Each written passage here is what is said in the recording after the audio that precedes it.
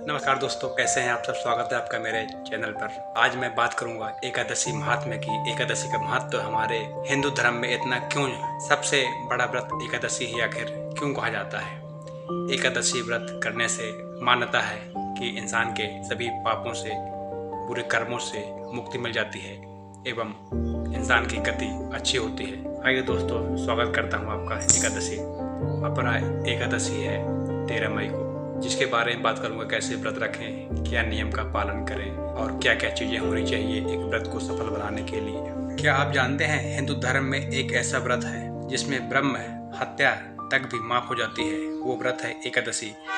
जिस व्रत को सुनते ही ब्रह्मा भी अपना बही खाता वहीं बंद कर देते हैं। और संयोग देखिए, वो व्रत 13 मई को अपरा एकादशी के रूप में हर महीने में 2 दिन आता है।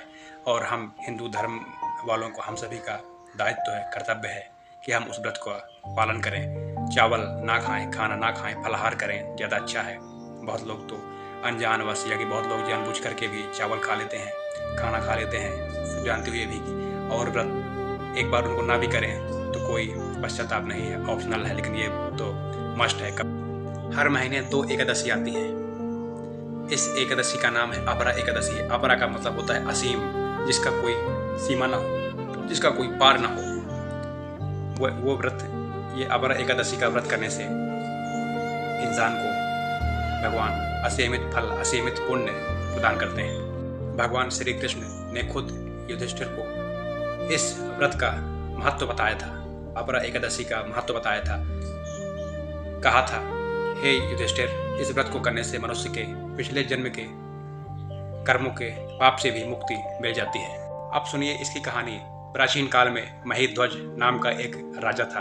उसका छोटा भाई वज्रध्वज बड़ा क्रूर और पापी था। उसको राजा का धर्म पसंद नहीं था। एक रात वज्रध्वज ने अपने बड़े भाई महिध्वज को सोते हुए हत्या कर दी उनकी, और शव को पीपल के पेड़ के नीचे गाड़ दिया। अकाल मृत्यु के कारण राजा महिध्वज उसी पीपल के पेड़ पर रहने लगा और आने जाने वाले राहगीरों को परेशान करने लगा। देखिए, अकाल मृत्यु मरने से ये होता है। और एकादशी व्रत का पुण्य प्रताप देखिए। ऐसे राजा जो अकाल मृत्यु को प्राप्त हुए, प्रेत बन गए, परेशान करने लगे, लेकिन वही राजा को इस व्रत का फल क्या मिला कि वो सीधे स्वर्ग चल गए। देखिए, कभी कहानी आगे बढ़ती जाती है। एक दिन उस रास्ते से धौम्य ऋषि गुजरे। उन्होंने अपने तपोबल से सब जान लिया। राजा महिध्वज को प्रेत योनि से पीपल से नीचे उतारा। उन्होंने खुद अपरा एकादशी का व्रत रखा उनकी मुक्ति के लिए, उनके मोक्ष के लिए। और द्वादश के दिन सारा पुण्य एकादशी व्रत का महिध्वज नामक प्रेत को दे दिया। महिध्वज सीधा स्वर्ग लोक चला गया। इस प्रेत योनि से मुक्ति पा गया तथा अपने छोटे भाई वज्रध्वज को भी माफ कर दिया। यह है प्रताप अपरा एकादशी का। और हम इंसान नासमझी के चक्कर में व्रत को छोटा मानते हैं, ऊंचा मानते हैं। आज की भौतिक भोग विलास सुविधा को हम बहुत उच्च मानते हैं। सम्मान, अपमान, इन सबको हमने बहुत बड़ा बना करके बैठा लिया है कलयुग में। कहते हैं ना, भगवान कृष्ण खुद कहते हैं कि कलयुग जितना जितना आगे आता जाएगा, धर्म की चीज़ें विलुप्त होती जाएंगी और अधर्म की चीज़ें, अधर्म में लोग गर्व करेंगे, जबकि धार्मिक चीज़ों में लोग शर्म टाइप मानेंगे। अब सुनिए इस व्रत के नियम। व्रत में दशमी के दिन से ही हमको चावल नहीं खाना है। सात्विक शुद्ध सिंपल खाना खाइए। और उसके बाद एकादशी के दिन सुबह नहा धो करके, हाथ में जल ले करके भगवान से बोलिए, हे भगवान, मैं अज्ञानी हूँ, मैं अधम हूँ, मैं कुछ नहीं जानता हूँ। जैसा आप चाहेंगे वैसा मैं रहूँगा, जैसा आप रखेंगे वहाँ मैं रहूँगा। हे भगवान, आज मैं आपका व्रत करने जा रहा हूँ। विष्णु भगवान से प्रार्थना करें, कृष्ण भगवान से प्रार्थना करें, आप मुझे आशीर्वाद दें कि मैं आपका व्रत सफल कर पाऊँ। पीले कपड़े पहने, ओम नमो भगवते वासुदेवाय या कि जो भी मंत्र आपको पसंद हो जाप करते रहिए। झूठ ना बोलें, क्रोध ना करें, ईर्ष्या द्वेष ना करें, किसी की निंदा चुगली ना करें। सारा दिन भगवान का चिंतन स्मरण करते रहिए। खाने में सिंघाड़े का आटा, दूध, मखाना वगैरह खा सकते हैं। बहुत लोग तो शाम टाइम साबूदाना खा लेते हैं, नमक खा लेते हैं, खाना भी कई लोग खा लेते हैं। एक से एक महान विभूतियाँ पड़ी हैं हमारे देश में, जो कि बिल्कुल वर्जनीय है, बिल्कुल गलत है। हाँ, परिस्थिति अनुकूल ना हो तो अलग बात है, खिचड़ी खा लो, साबूदाना। लेकिन यदि आप घर में हैं, सब चीज़ें सर्वकुशल सर्वमंगल है, तो फिर नहीं, फिर ये तो ये गलत है। बहुत लोग मैंने देखा कि एकादशी के दिन, व्रत के दिन महिला माताएं बहनें वो तो और भी डबल खाती हैं, तल तल के पता नहीं क्या क्या बनता है पकवान। आजकल तो नया फैशन हो गया है। फैशन के उस दौर में हमने सभी को एक जैसा अमली जामा पहनाना शुरू कर दिया है। हर चीज़ में फैशन आ गया, ट्रेंड आ गया है, शौक से करते हैं कोई भी चीज़। लेकिन नहीं, कुछ चीज़ें नियम से भी, कम से कम हमारे हिंदू धर्म की जो संस्कृति है, जो सभ्यताएं हैं, जो प्राचीन हमारे ऋषि मुनियों ने हमारे लिए बनाई है, कम से कम उसमें तो हम लोग ना अपना दिमाग लगाएं, अपनी बुद्धि घुसाएं। बाकी में तो चल ही जाएगा कैसे भी करके, लेकिन इसमें नहीं चलेगा, उल्टा पाप लगेगा।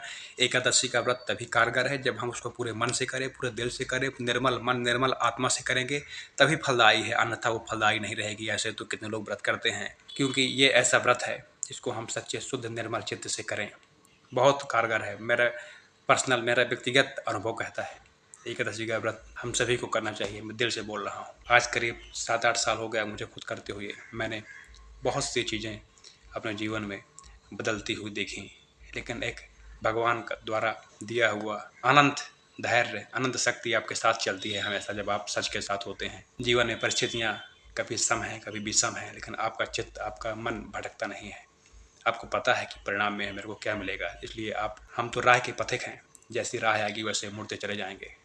मंजिल में क्या लिखा है ये तो भगवान हमको खुद बैठाएगा, खुद ले जाएगा, जहाँ ले जाएगा उसकी मर्जी, उसकी इच्छा। इसलिए सभी लोग एकादशी का व्रत करें। महीने में 2 एकादशी आती हैं। इसका वैज्ञानिक रूप से प्रभाव भी है, क्योंकि जब हम उस दिन खाना नहीं खाएंगे तो हमारा पेट अपनी पुरानी मरम्मत कर रहा होगा, शरीर सर्विसिंग कर रहा होगा, शरीर खुद को साफ कर रहा होगा।